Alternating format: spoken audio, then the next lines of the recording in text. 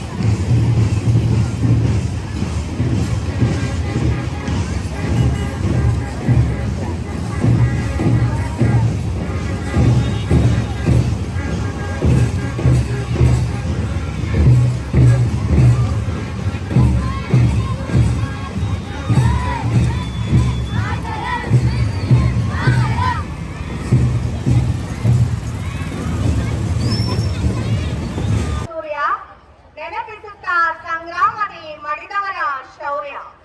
ಮಲಯಾಳದ ಉದ್ದಕ್ಕೂ ಹಾರಲಿ ತಿರಂಗ, ಮನೆ ಮನಗಳಲ್ಲಿ ಪುಟಿದೇಳಲಿ ದೇಶಭಕ್ತಿಯ ಅಂತರಂಗ.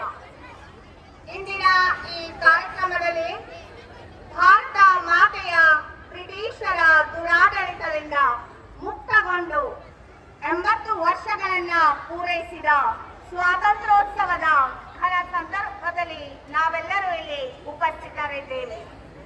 ಈ ಶುಭ ಸಂದರ್ಭದಲ್ಲಿ ಭಾರತಾಂಬೆಯನ್ನ ನೆನೆಸುವುದು ನಮ್ಮೆಲ್ಲರ ಆದ್ಯ ಕರ್ತವ್ಯವಾಗಿದೆ. ಈ ಕಾರ್ಯಕ್ರಮಕ್ಕೆ ಆಗಮಿಸಿದಂತ ಸರ್ವರಿಗೂ ಕೂಡ ತುಂಬು ಹೃದಯದ ವಂದನೆಗಳನ್ನ ಸಲ್ಲಿಸುತ್ತೇನೆ. ಇಂದಿನ ಈ ಕಾರ್ಯಕ್ರಮವು ಭಾರತದ ಸ್ವಾತಂತ್ರ್ಯದ ಹಬ್ಬದ ದಿನವಾಗಿದೆ. ಈ ಹಬ್ಬದ ಸಂದರ್ಭದಲ್ಲಿ ಸಂತೋಷವು ನಮ್ಮೆಲ್ಲರ ಮನದಲ್ಲಿ ತುಂಬಿ ತುಳುಕುತ್ತಿದೆ.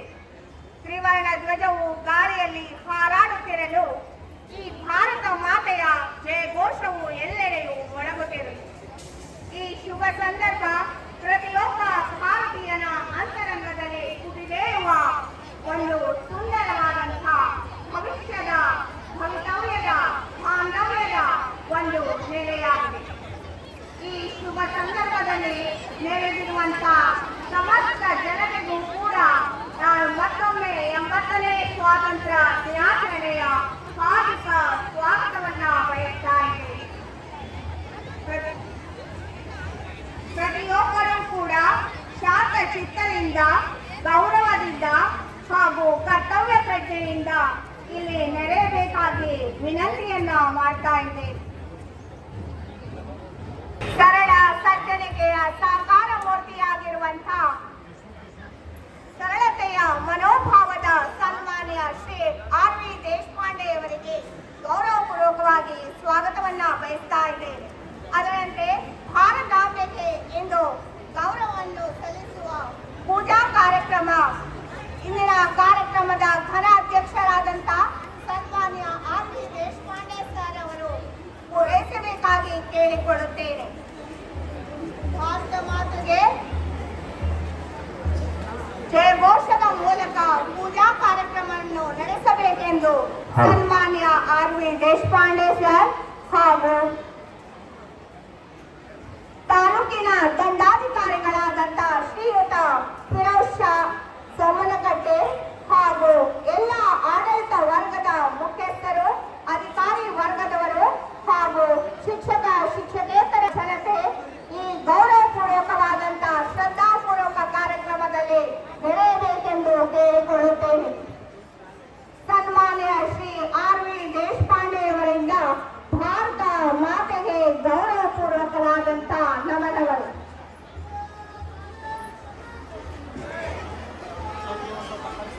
ರಾಷ್ಟ್ರಪಿತ ಮಹಾತ್ಮ ಗಾಂಧಿ, ಡಾಕ್ಟರ್ ಬಿ.ಆರ್. ಅಂಬೇಡ್ಕರ್ ಸಂವಿಧಾನದ ಶಿಲ್ಪಿ ಅವರಿಗೆ ಗೌರವಪೂರ್ವಕವಾಗಿ ಪೂಜಾ ಕಾರ್ಯಕ್ರಮವನ್ನ ಸನ್ಮಾನ್ಯ ಶ್ರೀ ಆರ್.ವಿ. ದೇಶಪಾಂಡೆ ಸಾಹೇಬರು ನಡೆಸಿಕೊಡ್ತಾ ಇದ್ದಾರೆ.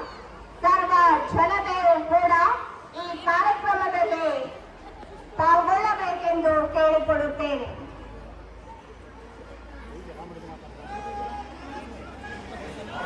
ತಾಲೂಕು ಆಡಳಿತದ ಎಲ್ಲ ಮುಖ್ಯಸ್ಥರು, ಶಾಲಾ ಶಿಕ್ಷಕ ಶಿಕ್ಷಕೇತರ